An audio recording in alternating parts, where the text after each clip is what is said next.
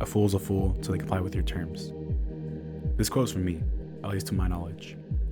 Whenever I'm in a debate and either I or the party get frustrated, there's always one common reaction. You're just stubborn. This to me has always been confusing. I'm not stubborn. I'm just right.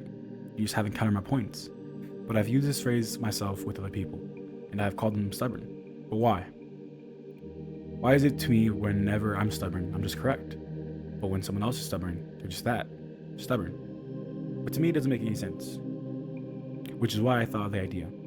A fool is a fool until they comply with your terms. To me, my logic is the correct form, and since you don't agree with it, I will label you as stubborn. But why did I bring this up? Automatically labeling someone as a fool because they won't agree with your logic is informal. Let's define stubborn. The average Google search will give you this. Stubborn means refusing to change your mind, ideas, or plans, or being very difficult to clean, fix, or cure. With this, we can infer that a stubborn person chooses to stick with their logic even with hard evidence against their claim. So how do we figure out we should label your opponent as stubborn? I'll give you an example.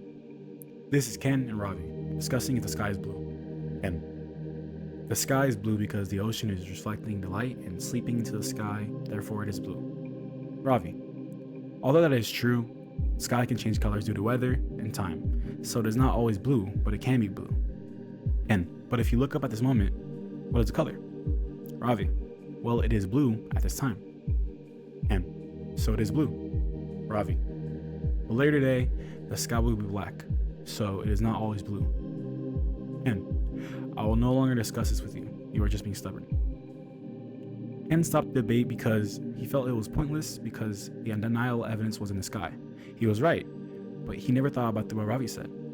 It is true that the weather and time can change the color of the sky. But is the sky blue right now? Yes. But will it be within a few short hours? No.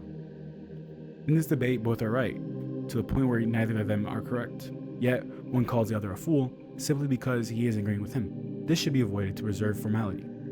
How do I avoid this banter? Well, many people, myself, choose to rather not look into our own claims and we just take it as fact and not think about it. If you question another claim, you should also question yours. Although I have been guilty of taking in my claims as fact and debating them as such, I have taken steps to question myself. It is instinctual to fight for what you stand for, but we should not solely live off instinct. If we want to be considered above animals, then we must leave behind animalistic habits.